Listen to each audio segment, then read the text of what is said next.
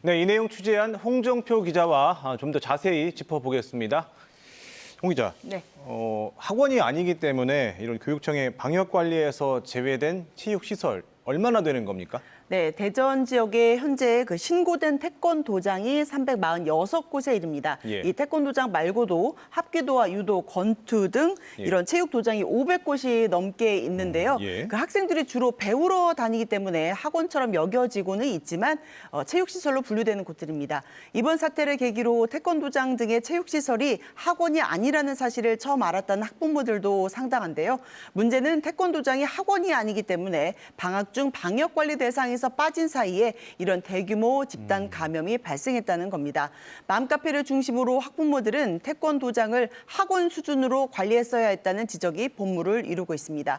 교육청은 관할은 아니지만 학생 방역에 우려가 있다면 방역당국인 자치단체에 건의해서 실태를 점검해 볼 필요가 있었고 또 자치단체도 최근 실내 체육시설에서 감염이 잇따르고 있었던 만큼 좀 더 선제적인 조치를 취했어야 했다고 봅니다. 예. 보통 이제 학원 강사들은 이 코로나19 전파 위험 때문에 방학 전으로도 PCR 검사 받도록 하는 것 같은데 네, 그럼 맞습니다. 이런 과정에서도 이 태권도장은 예외를 받았던 거죠?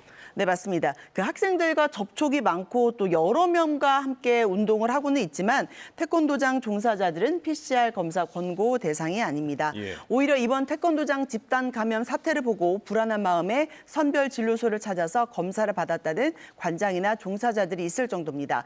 자치단체도 방역 준수 상황을 수시로 단속하고 있지만 워낙 시설 수가 많고 또 마스크를 철저히 쓰라는 것 말고는 별다른 처방이 없어서 큰 효과를 보지 못하고 있습니다. 다행히 지자체의 백신 자율 접종 대상에는 태권도장 종사자 등 학생 방역과 밀접한 체육시설 관계자들이 포함되긴 했는데요.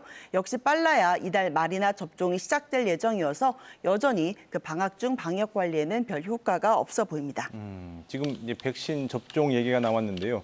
지난번에 이제 초등 1, 2학년 교사 그리고 유치원 교사 등은 접종을 받았는데 그 지역 아동센터 종사자들은 백신을 맞지 못했잖아요. 이번에 그러면 이분들 접종을 받게 되는 겁니까? 네, 일단 그 상시 종사자들은 백신 접종을 맞게 됐습니다. 상시만요? 예, 현재 대전 지역에는 142곳의 지역 아동센터가 있는데요. 방학 중 이용 수요가 늘 것으로 예상되면서 센터 종사자들에 대한 백신 접종 요구가 진작부터 있었습니다.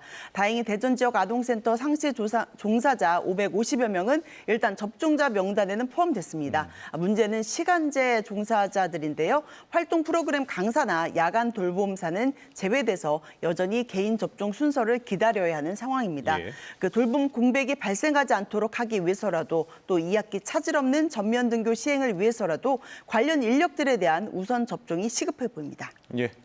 여기까지 듣겠습니다. 홍 기자 수고했습니다.